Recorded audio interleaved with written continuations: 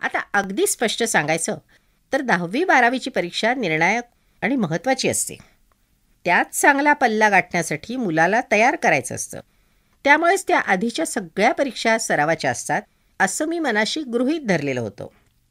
त्यामुळे चाचणी, सहामाही किंवा प्रतिवर्षी होणाऱ्या परीक्षेतले वसूचे मार्क्स किंवा मिळणारा नंबर यांना काडीचंही महत्त्व द्यायचं नाही हा माझा निश्चय होता. याचा अर्थ ती परीक्षेत उत्तर देण्यात किंवा लिहिण्यात कच्ची राहायला मी मोकळीक दिलेली नव्हती. परीक्षेची तयारी करून घेताना परीक्षेसाठी तिच्या मनाची तयारी मी अगदी पहिलीपासून करून घेतच होतो. शाळेत विषयाची परीक्षा व्हायची आणि घरात मी तिच्या मानसिक तयारीची परीक्षा घ्यायचो. बहुतेक पालक परीक्षा देऊन मूल घरी आल्यावर किती मार्क्सचा पेपर सोडवला याची चौकशी करतात, किती राहिलं त्याच्यावर शेरेबाजी करतात. त्यामुळे मुलांना परीक्षा संपल्यावरही मानसिक तणावाखाली जगावं लागतं. किती प्रश्नपत्रिका सोडवली, किती मार्क्सची सोडवली याला महत्त्व देणारे पालक एक गोष्ट पुरी विसरून जातात की प्रश्नपत्रिका अधिक सोडवण्यापेक्षा अचूक सोडवण्यातच मार्क मिळतात. आणि वसूसाठी मी परीक्षेचा तोच निकष बनवला होता. प्रश्नपत्रिका किती अचूक सोडवली याची चौकशी मी करायचो.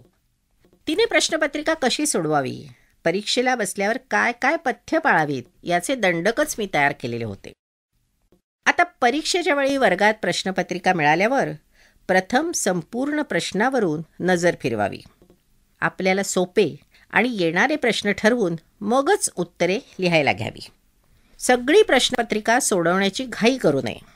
काही प्रश्न राहिले तरी काही बिघडत नाही, परंतु घाईघाईनं उतावळेपणानं चुका करायची गरज नाही. प्रश्न जर नेमका कळला तरच योग्य उत्तर लिहिता येईल आणि तरच मार्क्स मिळतील. घाईघाईने सोपे प्रश्नही चुकीच्या उत्तराने आपण गमावतो, म्हणून घाईची गरज नाही. आता दुसरी गोष्ट, न समजलेला प्रश्न किंवा ठाऊक नसलेलं उत्तर ठोकून देण्याची काही गरज नाही. जे येतं तेवढंच लिहावं आणि मग 100पैकी 40-50 मार्क्सचे प्रश्न राहून गेले तरी हरकत नाही.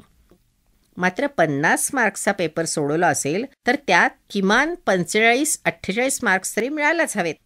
म्हणजे आपण जेवढं लिहितो तेवढं बरोबर असायला हवं आणि त्यासाठी सर्व मार्क मिळायलाच हवेत याकडे लक्ष द्यायचं. आता 90 मार्क्सचा पेपर सोडून 40-45 मार्क्स मिळालेले चालणार नाहीत. त्यापेक्षा 40 मार्क्सचा पेपर नाही सोडला तरी बेहत्तर. न समजलेला प्रश्न किंवा उत्तर ठाऊक नसलेला प्रश्न थापेबाजीने लिहिता कामा नये. जे लिहिलं त्यात चूक राहिलेली नाही याची हमी परीक्षागृहाच्या बाहेर पडल्यावर देता आली पाहिजे.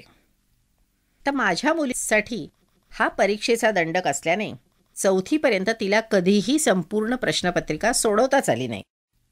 मग पैकीच्या पैकी मार्क्स मिळवण्याची अपेक्षा तरी कशी बाळगता येईल. पण त्याचे वसूदला सोयरसुतक नव्हतं आणि मलाही चिंता नसायची. तिच्या चाललेल्या प्रगतीने मी खुश होतो, कारण माझ्या प्रयोगाला अपेक्षित यश मिळत होते. कशी तरी परीक्षा देऊन मोकळे घेण्याची मानसिकता तिच्यामध्ये येऊ नये आणि योग्य उत्तरेच लिहिता यावीत यासाठी कष्ट घेण्याची प्रवृत्ती तिच्यात बालपणापासूनच जोपासण्यावर माझा भर होता. त्याला यशच मिळत होतं. उत्तरं ठोकून देण्याची सवय तिला लागत नव्हती. दुसरीकडे परीक्षा, प्रश्नपत्रिका आणि निकाल, मार्क्स यांचा कसलाही तणाव तिच्यावर नसायचा. तिच्या बरोबरीच्या अनेक मुलांचे परिचित पालक गुणांची, नंबरांची तुलना करून मला माथे फिरूच ठरवायचे. याचं प्रमुख कारण तिने परीक्षेत सोडवलेल्या प्रश्नांचे आणि राहिलेल्या प्रश्नांचंही मी समर्थन करायचो. मी आपल्या मुलीला बेजबाबदार, बेपर्वा बनवण्यास प्रोत्साहन देऊन बिघडवतोय असाही प्रेमळ सल्ला अनेकांनी मला त्यावेळेस केला. त्यांचाही दोष नव्हता, कारण आमचे निकषच भिन्न असतील तर तुलनेला वावच कुठे उरतो. ते बिचारे त्यांच्या समजुतीच्या मोजपट्टीनं माझ्या वागण्याचा किंवा मुलीच्या अभ्यासाचा हिशोब मांडत होते. पण मी सुदैवी होतो, कारण या गदारोळात पत्नी वसूची आई मात्र ठामपणे पाठीशी उभी होती. दोन्ही पालकांचे मुलाच्या भवितव्याविषयी किंवा शिक्षणाविषयी एकमत असणं हे फार मोलाचं असतं, अन्यथा मुलाचीही खूप ओढाताण होते. वसूची आई स्कॉलर असूनही प्रयोगाला सिद्ध झाली ही बाब कौतुकास्पद होती. तिच्या बालपणात तिने मन लावून कष्टपूर्वक अभ्यास केलेला होता. तिच्या स्वतःच्या अशा शिक्षणविषयक, अभ्यासविषयक अशा कल्पना होत्या. माझे प्रयोग व कल्पना पहिल्या दिवसापासूनच तिला पटलेल्या होत्या असं नाही. शिवाय माझ्यापेक्षा ती अधिक शिकलेली, स्कॉलर, शालांत परीक्षेच्या गुणवत्ता यादीत स्थान पटकवलेली असं असूनही तिने दाखवलेला समजूतदारपणा खूपच कौतुकास्पद होता. वेळोवेळी शंका काढून माझे प्रयास समजून घेण्याचा किंवा त्यातले दोष दाखवण्याचा तिचा प्रयत्नही महत्त्वाचा म्हणायला हवा. कारण शेवटी ती वसूची आई होती. प्रयोगाच्या नावावर मुलीच्या भवितव्याची नासाडी तिने नक्कीच सहन केली नसती. मात्र गृहीतावर किंवा आंधळेपणाने तिने कधीच आक्षेप घेतले नाही. त्यापेक्षा महत्त्वाची बाब म्हणजे इतरांनी टवाळी केली, आरोप घेतले तेव्हा ती ठामपणे माझ्या बाजूने उभी राहिली. त्यामुळेच 4थीपर्यंत वसूच्या परीक्षेतील मार्क्स व नंबराकडे दुर्लक्ष करून माझा प्रयोग चालू ठेवणं मला शक्य झालं. आणि माझ्या प्रयोगातलं यश काय होतं? त्यासाठी कुठलीही मोजपट्टी होती. 1लीपासून 4थीपर्यंत वसूने एक महत्त्वाचा पल्ला गाठला होता. तो म्हणजे आपल्याला न येणारे प्रश्न सोडून द्यायचे आणि येणारे प्रश्न सोडवण्याची सवय तिच्या अंगी बांधली होती. त्यामुळेच त्याच वेळी अधिक प्रश्न सोडवायचे आणि अचूकच सोडवायचे याकडे तिचा कल झुकत गेला. इतर मुलांचा जास्त पेपर सोडवून होतो, आपले अनेक प्रश्न राहतात याची टोचणी तिच्याही मनाला असायचीच. इतर मुलांशी वर्गाबाहेर पडल्यावर बोलताना काय राहिलं हे सांगायची वेळ यायची, त्यामुळे अधिक प्रश्न राहिल्याची तिला लाज वाटे. पण चुकीचे लिहिले तर बाबांना आवडणार नाही ह्याचाही धाक होता. त्यामुळेच इतर मुलांच्या तुलनेत जास्तीत जास्त प्रश्न सोडवण्यासाठी तिला धडपडणेच भाग होते. ती माझी अपेक्षा होती, पण सक्ती नव्हती. तिला तरी ही लाजच अधिक अचूक प्रश्न सोडवायला प्रेरणादायी ठरणार हा माझा अंदाज होता. जसजशी मुलं वाढतात, समजूतदार होतात, तसतसा त्यांचा अहंकारही आकाराला येत असतो. इतरांच्या तुलनेत आपण मागे पडू नये अशी धारणा त्यांच्या मनात अपरिहार्यपणे येते. त्याचा मी चलाखीने प्रयोगात वापर केलेला होता. याचा परिणाम असा झाला की 1लीपासून कमी पण अचूक प्रश्न सोडवणारी वसूद 4थीपर्यंत क्रमाक्रमाने अधिक अचूक प्रश्न सोडवण्यात यशस्वी होत गेली. सुरुवातीच्या काळात सर्व प्रश्नपत्रिका सोडवून अर्धेच मार्क्स मिळवू शकणारी मुलं 4थीमध्ये त्यामध्ये सर्वात अधिक प्रगती करू शकली नाहीत. पण 1लीत केवळ 50-60% प्रश्न सोडवणारी वसूद पुढे 80% प्रश्न सोडवून 70-75 मार्क्स मिळवण्यापर्यंत पोचली आणि माझ्यासाठी तीच यशाची मोजपट्टी होती. चुकीचं जास्त लिहिण्यापेक्षा बरोबर असेल तेवढंच लिहून अधिक मार्क्स मिळवण्यासाठी प्रयत्न करावेत हा माझा दंडक 10वीपर्यंत कमालीचा यशस्वी झाला आणि माझे उद्दिष्ट 10वी-12वीपर्यंत वसूच्या शिक्षणाचा व्यापक पण भक्कम पाया घालण्याचेच होते. आणि या सर्व काळात तिला अभ्यासाची सक्ती नव्हती. शिकवणीला जुंपलं नव्हतं. तिला खेळायची, आवडीचे कार्यक्रम टीव्हीवर बघायची, मुलींची मैत्रिणींची गप्पा ठोकायची मोकळीक होती. बाकी सगळ्या बाबतीत मी मुलीला स्वातंत्र्य दिलं तरी अभ्यासात तिला स्वातंत्र्य दिलेलं नव्हतं. तिने घरी करायच्या अभ्यासासाठी माझे स्वतःचे काही नियम मी बनवलेले होते. विशेषतः जेव्हा मी अभ्यास घ्यायचो त्या बाबतीत मी अतिशय कठोर व काटेकोर होतो. जेव्हा खेळायचा, गप्पाचा किंवा टीव्ही पाहण्याचा उत्साह असेल तेवढ्याच उत्साहात अभ्यास करायचा असेल तेव्हा बाबा अभ्यास घेईल हे वसूदला बजावलेलं होतं. क्षणभर जरी तिचे लक्ष अभ्यासातून विचलित झाले तरी मला चालत नसे. मग बाजूला आई टीव्ही पाहत असो वा कुणाच्या गप्पा सुरू असोत, तिने आपलं संपूर्ण लक्ष इतक्या गडबडीतही अभ्यासातच केंद्रित केलं पाहिजे असा माझा हट्ट असे. त्यातून अजिबात सवलत नव्हती. मग भले रोजच्या रोज तिचा अभ्यास घेता आला नाही तरी मला त्याची पर्वा नव्हती. पण बालपणापासून मी अभ्यास घेणार म्हणजे त्यातही खेळासारखे मनोरंजन असल्याने तिला माझ्यासोबत अभ्यासाला बसण्याचा छंदच लागलेला होता. पुढे मी घातलेल्या अटीमुळे तिला अभ्यासात लक्ष केंद्रित करण्याची सवय लागली. आता या पद्धतीचा किंवा प्रयोगाचा फायदा तात्काळ दिसणार नव्हताच. पुढे पुढे ती आपला आपण अभ्यास करू लागली आणि पुढल्या वर्गातल्या परीक्षा देताना अधिक अचूक प्रश्नपत्रिका सोडवून चांगलेच मार्क्स मिळवू लागली. तेव्हा माझ्या मित्रपरिचितांना या प्रयोगाची महत्ता लक्षात आली. तिच्या यशाचं सर्वाधिक श्रेय तिच्या भयमुक्तीला द्यावं लागेल. अभ्यासाप्रमाणे प्रश्न, परीक्षा आणि मिळणारे मार्क्स वा गुणवत्तेतल्या नंबरातले भय नसल्यानेच तिचं शिक्षण सुलभ आणि उत्तम होत गेलं. अर्थात त्यासाठी अभ्यासाचा पाया घालणारे काही विलक्षण सोपे प्रयोग मी यशस्वीरित्या केलेत. धडा किंवा विषय आत्मसात करण्याचा प्रदीर्घ खेळ हा त्यातलाच एक महत्त्वाचा प्रयोग आहे. अभ्यासाची पायाभरणी. सारखं गुणगुणल्यावर गाणं आपोआप पाठ होऊन जातं. तसेच मुलांचे पाढे पाठ होतात. माझ्या मुलीचे तर बालवाडीत जाण्यापूर्वीच पाढे पाठ झाल्याचं मी यापूर्वी सांगितलंच आहे. तीच कहाणी पुस्तकातल्या धड्यांची असते. पुन्हा पुन्हा मुलांना वाचायला लावलं तर मग धडेच्या धडे मुलांना पाठ होतात. अशावेळी आपण त्याला मोठ्याने वाचायला सांगितलं तर समोर पुस्तक धरून मूल मोठ्या आवाजात धडा बोलून दाखवतो. पण तुम्ही जर बारकाईनं ऐकलं तर त्यात काही शब्द चुकतात, वाक्य चुकतात. कारण मुलाच्या तोंडाची बडबड चालू असली तरी त्याचं लक्ष पुस्तकात नसतं. सरावाने पुढले शब्द आणि वाक्य तोंडातून उच्चारली जात असतात. मन मात्र भलतीकडेच असते. अशावेळी अचानक मुलाला थांबवा, पुस्तक बंद करायला सांगा आणि आधी वाचलेले वाक्यच मुलाला पुन्हा बोलायला सांगा. मूल क्वचितच ते वाक्य बोलू शकतं. वाक्य सोडाच, पण त्याला त्या वाक्यातला एखादा शब्दही आठवत नाही. मग सांगा, अशा वाचण्याला अर्थ काय किंवा त्याचा उपयोग तरी काय? आता पुस्तक समोर आहे, तोंडानं वाक्य म्हटली जात आहेत, पण लक्षात काहीच राहत नाही. ह्याला अभ्यास म्हणता येईल? तो अभ्यास नसतोच, तो असतो जुलमाचा रामराम. आता पालकांची सक्ती आहे म्हणून मूल अनिच्छेनेच बसलेलं असतं. माझ्याही वाट्याला असा अनुभव आला. आधी इतरांच्या मुलांचा अभ्यास बघताना, पुढे माझ्याच मुलीचा अभ्यास घेताना मग मी त्यावर प्रयोग सुरू केले. वसूदला धडा वाचायला लावायचा, मग त्यावरच प्रश्न विचारायचे. अशावेळी अर्ध्याहून अधिक प्रश्नांची उत्तरं चुकायची. कुठलाही पालक मग खवळतो, स्वाभाविकच आहे. आत्ता वाचलं आणि इतक्यात विसरलं. पण माझी गोष्ट वेगळी होती. मी प्रयोगाचा वसा घेतलेला होता. म्हणूनच संपूर्ण धडा वाचून काही लक्षात राहत नाही, तर एक परिच्छेद वाचून किती लक्षात राहतो याची मी चाचपणी केली. उपयोग झाला नाही, कारण धडा असो व परिच्छेद, वसूदचं वाचण्यात लक्षच राहत नसे. शेवटी मी एकच वाक्य वाचून त्यावरच प्रश्न विचारण्याचा प्रयोग केला. त्यात काही चुकेना, पण मग त्याच्यात खूप वेळ जायचा. एका वेळेला अर्धा धडा देखील वाचून पूर्ण होत नसे. आता त्यात बहुधा आठवडा खर्ची पडला. एक एक वाक्य वाचायचं आणि त्यावर प्रश्न विचारून पुढलं वाक्य वाचायचं. हा प्रकार वसूदसाठी सुद्धा कंटाळवाणा झाला आणि मलाही त्याच्यात मजा वाटत नव्हती. शिवाय तिला कंटाळा येता कामा नये, हा तर माझ्या अभ्यासाचा निकषच होता. त्यामुळे मग मी आठवडाभर ह्याच प्रकारे अभ्यास घेत असलो तरी त्यावरचा उपाय मात्र मनात शोधत होतो. अर्थात अभ्यास खेळकर वातावरणात चालायचा. एके दिवशी अभ्यासाला बसता बसता वसूदने मला विचारलं, बाबा, विद्या आत्या तुझी कोण आहे? मी प्रश्नावली वाढू नये म्हणून मोठी बहीण असं त्रोटक उत्तर देऊन वसूदला पुस्तक उघडायला सांगितलं.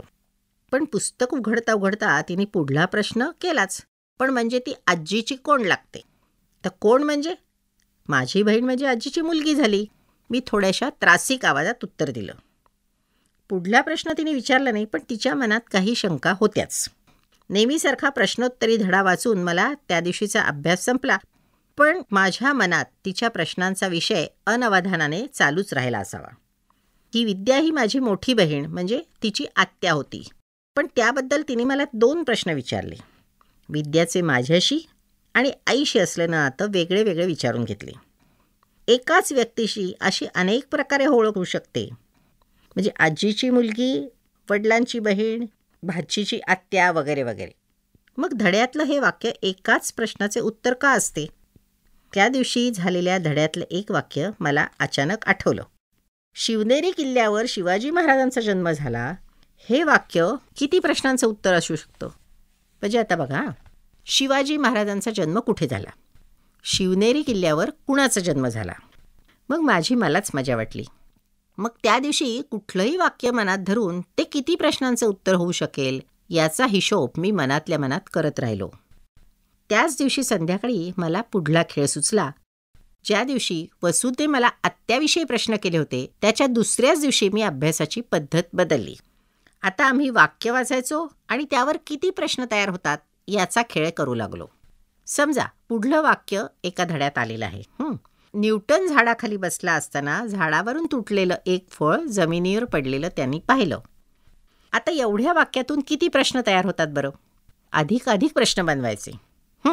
जोवर प्रश्न संपत नाही तोवर पुढलं वाक्य वाचायचंच नाही. आता पहिला प्रश्न, न्यूटन कुठे बसला होता? दुसरं, तर झाडाखाली कोण बसला होता? तिसरा, झाडावरून काय पडलं? जमिनीवर काय पडलं? पाचवा, न्यूटन झाडाखाली बसला असताना फळ कुठलं पडलं? फळ कुठून कुठे पडलं? झाडावरून फळ पडलं तेव्हा खाली कोण बसलेला होता? न्यूटनने काय पाहिलं? न्यूटनने काय पडताना पाहिलं? आता फळ पडताना पाहिलं तेव्हा न्यूटन कुठे होता? न्यूटन झाडापाशी काय करत होता? आरंभी वसुदला यातलं नाविन्य कळलं नाही. नेहमीप्रमाणेच तिने वाक्याचे प्रश्नार्थक रूप करून मला ऐकवलं. पण मी जेव्हा एकाच वाक्यातून तिला अनेक प्रश्न विचारू लागलो तेव्हा ती गडबडून गेली. प्रत्येक प्रश्नाचं उत्तर त्या एकाच वाक्यात सामावलेलं होतं. तो दिवस अवघ्या 3 वाक्यांचे प्रश्न बनवण्यातच खर्ची पडला. कारण आत्ता खेळ सोपा वाटला तरी खूप गुंतागुंतीचा बनलेला होता. एक वाक्य घ्यायचं आणि त्याच्यावर किती प्रश्न तयार होतात हे शोधून काढायचं, असं खेळाचं रूप बनलेलं होतं. अगदी थोडक्यात सांगायचं तर धडा वाचण्याचा अभ्यास मी बाजूलाच ठेवला, कारण धड्याचा परिच्छेद देखील एका दिवसात पूर्ण होणं शक्य नसायचं. न कंटाळता अर्धा पाऊण तास वसूद अभ्यासाला राजी असायची. त्यात एकेका वाक्यावर 5-10 प्रश्नांची मालिका शोधून काढायची असेल तर वेळ तर लागणारच ना. कारण आता मी पुस्तकातलं वाक्य वाचायचो आणि त्यावर तिने प्रश्न विचारायचे, असा खेळ बनला होता. तिच्या बालमनाला बुद्धीत आणून प्रश्न शोधायला लागायचे. खूप विचार करायला लागायचा. पण तिने 2-3 प्रश्न संपल्यावर मी त्याच वाक्यावर आणखीन वेगळे प्रश्न विचारून तिला हरवायचो. चलाखी आणि लबाडीला तिथे वाव नसे. तिने प्रश्न विचारला की मग मी कागदावर ते लिहून ठेवायचो. पुढला प्रश्न वेगळाच असणं भाग होतं. इथे तिच्या बुद्धीला, मेंदूला ताण देऊन काम करावं लागे. त्यासाठी वेळ देणे तिला भागच होते. मग झटपट धडा पूर्ण कसा होणार? आठवडाभर गेला तेव्हा कुठे ती थोड्या वेगाने प्रश्न तयार करू लागली. कारण सरळ होते, तिला एका प्रश्नांच्या खेळात बाबाला हरवायचं होतं. एका वाक्यावर होऊ शकतील ते सगळे प्रश्न तिला सुचले तरच ती जिंकणार होती. कारण ती थकल्यावर मी पुढले प्रश्न सांगून तिला हरवायचो.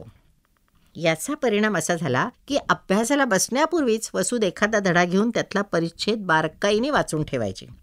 बहुधा विचारपूर्वक अधिकाधिक प्रश्न तयार करून ठेवायचे. त्यातूनच सुटलेले 1-2 प्रश्न मी मांडायचो आणि जिंकायचो. खरं सांगायचं तर मी जिंकत नव्हतो, ती हरायची. खेळ जिंकण्याचा नव्हताच. त्यावर तिने पळवाट शोधली आणि एक दिवस मला म्हटली, बाबा तूच आधी प्रश्न विचारून बघ. ते आव्हान मी स्वीकारलं. धड्यातलं वाक्य तिने वाचलं आणि त्यावर मी 6 प्रश्न पटापट लिहून काढले. या वाक्यात तिच्यासाठी अधिक प्रश्न नव्हते. तब्बल 3 वाक्य झाली तरी ती मला हरवू शकली नाही. मग तिच्यावर पाळी आली. त्या दिवशी तिचा हिरमोड होऊ नये म्हणून मी पुढल्या 5 वाक्यात 3 वेळा मी अधिक प्रश्न विचारायचं टाळलं. कारण तिची उमेद मला वाढवायची होती. त्या दिवशी ती भलतीच खुश झाली. कारण बाबाला अधिक प्रश्न सुचले नाहीत. हा तिचा पहिला अनुभव होता. खेळात आपणही जिंकू शकतो असा आत्मविश्वास देखील महत्त्वाचा असतो. ती खेळत असली तरी मी खेळत नव्हतो. माझा प्रयोग चालला होता आणि त्यात तिने मला हरवण्यातच माझा विजय समावलेला होता. या उलट ती नाउमेद होण्यात माझा पराभव झाला असता. म्हटलं तर हा किचकट खेळ आणि वेळकाढू प्रकार होता, पण त्याचे प्रचंड आणि प्रदीर्घ असे फायदे होते. त्यात तिला रमवणं, आवड निर्माण करणं हे आवश्यक होतं. दुसरीकडे पोळकट वाटणाऱ्या या खेळात न कंटाळता स्वतःला गुंतवून घेणं मला भाग होतं. कारण त्याचा फायदा खूपच मिळणार याची मला खात्री होती. म्हणून तर पहिला धडा तब्बल आठवडाभर लांबला तरी मी चिकाटी सोडली नाही. तिसरीच्या पुस्तकातला अवघ्या 1.5 पानाचा धडा आम्ही मोजून 7 दिवस वाचत आणि खेळत होतो. जसजसे दिवस पुढे सरकत होते तसतसा अभ्यासाचा वेग वाढत गेला. पण त्यातून काय साधलं हे सांगणं महत्त्वाचं ठरेल. मुलांना पुस्तकातला धडा वाचायला सांगितला तर मुले अक्षरावरून नजर फिरवीत यंत्राप्रमाणे उच्चार करत जातात. त्यातलं काहीही त्यांच्या स्मरणात राहत नाही, कारण त्यांचं पुस्तकात लक्षच नसतं.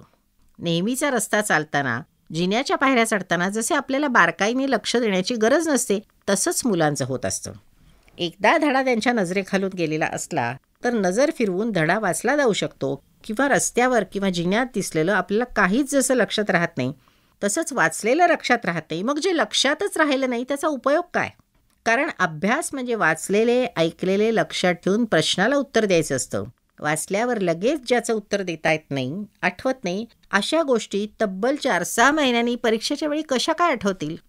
आणि आठवणारच नसतील, सुचणारच नसतील तर मग मुलं किती तास वाचत बसले तरी त्याचा उपयोग तो काय. आता उलट वसूचा आणि माझा खेळ घ्या. त्यात दिवसाला एक परीक्षेत देखील पूर्ण होताना आरंभी मारामार असायची. पुढे पुढे वर्षभरानंतर तासा-दीड तासात एक धडा होऊ लागला. आणि त्याचा फायदा काय असेल? प्रत्येक वाचलेलं वाक्य निश्चितपणे स्मरणात ठसवलं जात होतं.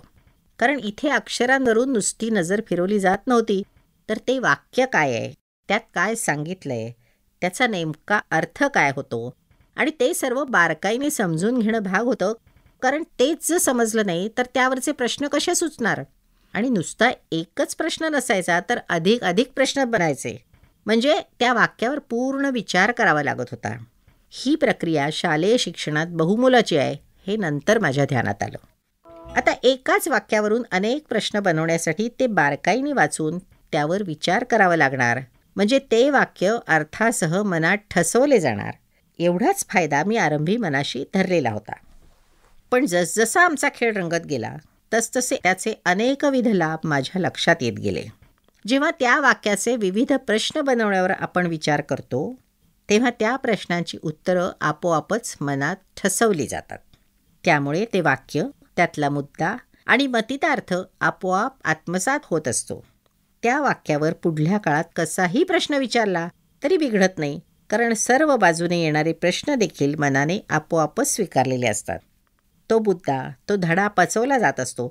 जितक्या सहजतेने नेहमीचा रस्ता चालावा किंवा जिना चढावा तेवढ्या सहजपणे मूल त्या वाक्यावरील कुठल्याही प्रश्नाला उत्तर देण्यासाठी सज्ज होऊन जातं. त्याला पुन्हा त्या विषयाचा, मुद्द्याचा किंवा धड्याचा अभ्यासच करण्याची गरज उरत नाही. अर्थात हा फायदा मला तिची परीक्षा आल्यामुळे अभ्यासाची उजळणी घेताना लक्षात आला.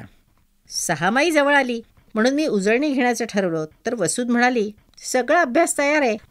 मी प्रत्येक धड्याच्या शेवटी असलेले प्रश्न विचारत गेलो आणि एकही धडा वाचलेला नसताना ती पटापट उत्तरं सांगू लागली.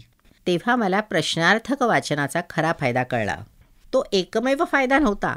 त्याच्यापेक्षा मोठा फायदा म्हणजे तिच्या आत्मविश्वासाचा होता. ती 6 माही जवळ आली असतानाही धडे न वाचताही सगळा अभ्यास तयार आहे म्हणून मला बेधडक सांगू शकली. तेव्हा मला तो आगाऊपणा वाटला होता. कारण प्रत्यक्ष परीक्षेत तिने आळस केलेला होता. म्हणजेच उत्तरं येणं आणि लिहिली जाणं यात तफावत होती. परीक्षेत राहून गेलेल्या प्रश्नांची उत्तरं तिने घरी बरोबर दिली तरी परीक्षेत लिहिलेली नव्हती. याला बेपर्वाई म्हणता येईल, नियोजनातला गोंधळ म्हणता येईल.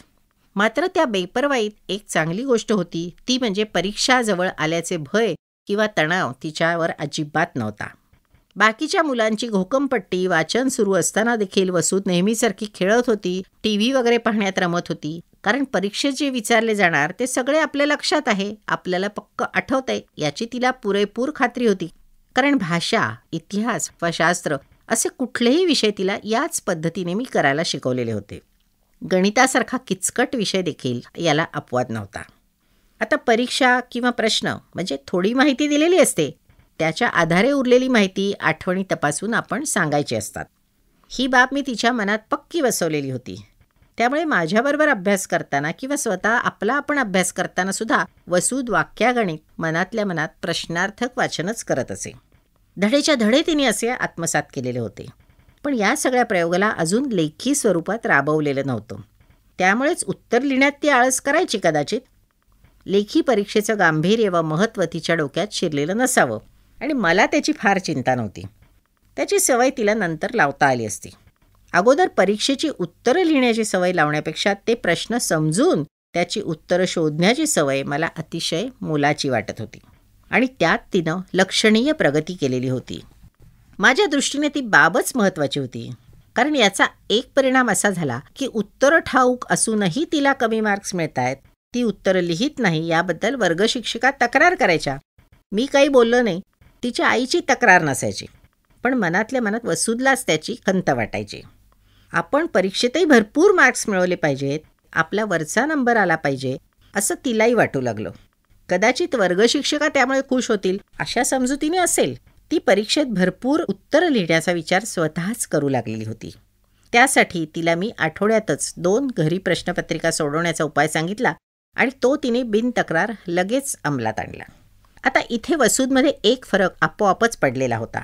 नेहमीचा वाचन लेखनाचा अभ्यास चालू असताना ती स्वतःच प्रश्नपत्रिका सोडवण्याचा अधिक अभ्यास करू लागलेली होती. अभ्यासाचे तास तिने आपले स्वतःच वाढवून घेतलेले होते. इतर गोष्टी कमी केल्या, कारण तिला वर्गात आता आपला नंबर वर काढायचा होता. त्यामुळे अर्थातच माझे काम किंवा डोकेदुखी वाढली, कारण ज्या प्रश्नपत्रिका ती सोडवायची त्या तपासण्याचं काम देखील मला चाललेलं होतं. आपण तपासल्या आणि मार्क्स दिले नाही तर तिचा हिरमोड होईल, म्हणून मग मी किंवा तिची आई तेवढे कष्ट घ्यायचो. पण तो कंटाळवाणा प्रकार होता. या प्रकारामुळे प्रथमच मी तिच्या अभ्यासाला कंटाळलो होतो. या उत्तरपत्रिकांच्या प्रकरणातून सुटायचा मी उपाय शोधत होतो, पण मला काही तो सापडत नव्हता. एक दोनदा हे असले प्रश्नपत्रिका सोडवण्याचे बंद करावे असाही विचार माझ्या डोक्यात येऊन गेला, पण त्यावरचा उपाय शेवटी मुलीनेच मला शोधून दिला. काय झालं की तिचं उत्तर बरोबर असताना मी सगळ्या त्या प्रश्नाचे मार्क्स कापले, तेव्हा तिने चिडून माझ्याशी हुज्जत घातली. मी उलटसुलट वाद झाल्यावर आपली चूक कबूल केली, पण मग हे काम तिच्याच गळ्यात अडकवलं. माझ्यापेक्षा तीच उत्तम परीक्षक असल्याचे आजवर सोडवलेल्या प्रश्नांची उत्तरपत्रिका तिने उद्या निवांत तपासावी असा पर्याय मी काढला. त्यातला फायदाही तिला समजून सांगितला. प्रश्नपत्रिका समोर असताना आपण घाईघाईने उत्तरपत्रिका लिहितो, पण स्वतःचं तपासली तर कुठं आणि का घाई झाली याचं कारणही आपल्यालाच उत्तम सापडू शकेल. शेवटी ही काही खरी परीक्षा नाही ना, तो तर केवळ सराव आहे. तेव्हा त्यात किती मार्क्स मिळाले हे महत्त्वाचं नाही, पण परीक्षेत वा प्रश्नपत्रिका सोडवताना आपली कुठे गडबड उडते ते समजणं महत्त्वाचं. अर्थातच आपणच उत्तरपत्रिका तपासताना मुद्दाम चुका शोधण्यासाठीच कठोर व्हायचं असा कानमंत्रही मी तिला दिलेला होता. त्यामागे माझा वेगळाच हेतू होता. एक म्हणजे शिक्षिका कठोर होऊन उत्तरपत्रिका तपासतात असं मुलांना वाटतं. त्यांच्या भूमिकेत विद्यार्थी स्वतःच गेला तर त्याला आपल्या चुका समजणं सोपं होईल, आणि आपलीच चूक शोधून काढल्यावर चुकीमागचं कारणही शोधणं स्वाभाविक असतं. जेव्हा चूक समजते तेव्हाच दुरुस्त करणं सोपं जातं. आता दुसऱ्यानं चूक दाखवली तर माणसाला आवडत नाही, त्याचा अहंकार दुखावतो, पण माणूस स्वतःच्या चुकीचा बचाव मांडू शकतो. उलट स्वतःच्याच लक्षात जर चूक आली तर इतरांच्या लक्षात येण्यापूर्वीच दुरुस्त करायला तो उत्सुकही असतो. वसूदनं स्वतःच्या उत्तरपत्रिका तपासण्यात तो फायदा मला अपेक्षित होता. आता 4थीपर्यंतच्या मुलाच्या पुढच्या शिक्षणाची पायाभरणी करणं आवश्यक असते. ती उत्तम रीतीने होण्याकडे मी काळजीपूर्वक लक्ष पुरवत होतो. त्यामुळे तिला मिळणारे मार्क्स किंवा वर्गातला नंबर महत्त्वाचा मानत नव्हतो. या गोष्टी परीक्षेवर अवलंबून असतात. मुलानं परीक्षा उत्तम देण्यासाठी त्याचा अभ्यास उत्तम असायला हवा, आणि तो करायचा तर शिकण्याची मनोभूमी किंवा मानसिकता जोपासली गेली पाहिजे.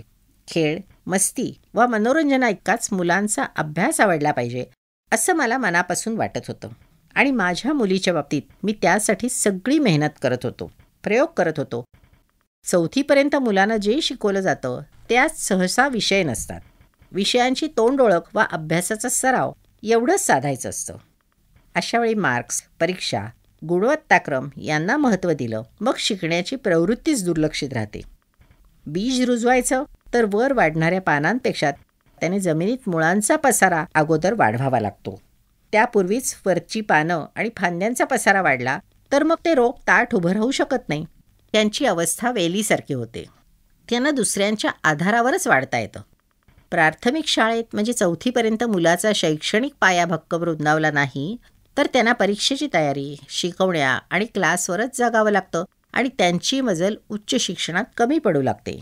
कारण आरंभी परीक्षेत यशस्वी होणारी मुलं पुढं अभ्यासात पांगळी पडू लागतात. बहुतेक उत्साही पालकांना तो परिणाम 10वी-12वीमधल्या मार्क्समुळे कळतो, कारण अशा मुलांची मजल 60-70% जाऊन त्यांना उच्च शिक्षणासाठीही प्रवेश मिळण्याची समस्या उभी राहते. याचं एकमेव कारण म्हणजे त्यांच्या अभ्यासाचा पाया त्यांच्या बालपणी 4थीपर्यंतच्या वयात घातला जात आहे. वसूदच्या बाबतीत म्हणूनच मी परीक्षा, मार्क्स व वर्गातल्या नंबराकडे दुर्लक्ष करत तिला अभ्यासाची सवय लावण्यावर भर दिला होता. नुसता अभ्यासच नव्हे तर क्लास व शिकवणीशिवाय स्वतःचा अभ्यास स्वतः करण्याइतकी ती स्वयंपूर्ण व्हावी असा माझा प्रयास होता. त्याचे परिणाम 6वी-7वी नंतर सर्वांना दिसू लागले. कारण 5वी नंतरच्या वर्गात क्रमाक्रमाने वसूद परीक्षेला समर्थपणे सामोरी जाऊ लागली. 10वी-12वीच्या वर्षातही तिला कुणाच्या शिकवणीची अथवा क्लासची गरज भासली नाही. अगदी या महत्त्वाच्या वर्षातही तिने परीक्षेच्या काळात TV आणि क्रिकेटचे सामने पाहून ती परीक्षेला जाऊ शकली.